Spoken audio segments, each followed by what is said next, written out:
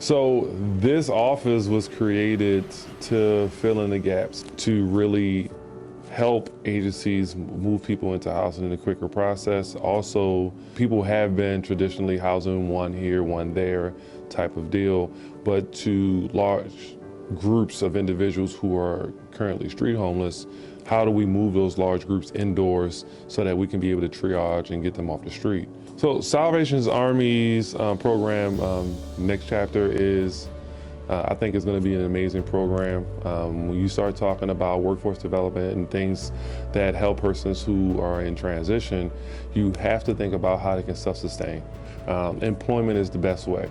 A lot of folks that I work with who are currently on the streets in the city of New Orleans, they don't want the handout. They don't want the easy route. They want to make it on their own and feel like I've sustained with the things that have been given to me, not because somebody gave me a handout. And I think that employment development is the way to really nurture what that looks like and help a person through their process. We have seen it done. It can be done here in New Orleans, and this can be actually one of those places that can resolve homelessness in a fairly quick time. We need the community to be able to make this happen. It can't be one group, because one group doesn't hold all the resources. My team has the outreach capabilities and the manpower and some funding, but another group might have a mobile unit. The other group might do great with fundraising. All of these moving pieces will allow one person to get into housing. And when we think about the entire, in a place like New Orleans, we need the entire community at the table, because somebody has to employ this person. Somebody has to do mental health and addiction services.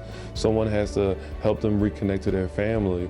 All of these things are important to the individuals we serve, so we need partners to be able to bridge this work to make sure that it works and works effectively. I met Joseph through one of the counselors, and my goal was to help him see the potential within himself. I had, watched him go from just all of that turmoil in his life, and then Salvation Army came to us, and I told him about it, and he was so excited.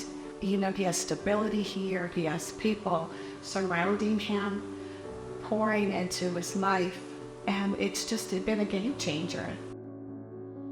I'm in the Next Chapter program, as some people call it, the Delgado program. We are housed for up to 6 months or more, I believe. Schooling at Delgado, and we have the choice to do GED, or we can major in something with like workforce or any non-credited courses.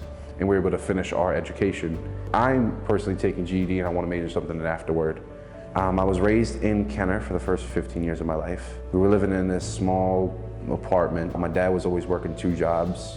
When I was younger, I used to think it was because he hated me, but as I grew up and matured, I realized he was doing that because he loved me, because he wanted to put a roof over my head. And my mom, she did Target. She has hearing problems and a lot of other health conditions, and she had misscanned an item, and she wound up being arrested for it, and we had to bail her out.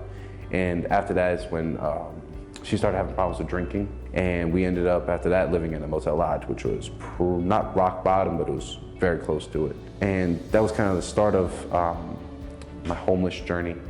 This new program, especially designed for kids in these troubling situations, is just so eye-opening, especially because there's not much place to do this. My next steps, I want to get a job, get back up on my feet, be able to live in a place again, my own place, and be able to start that next chapter of life, have my diploma.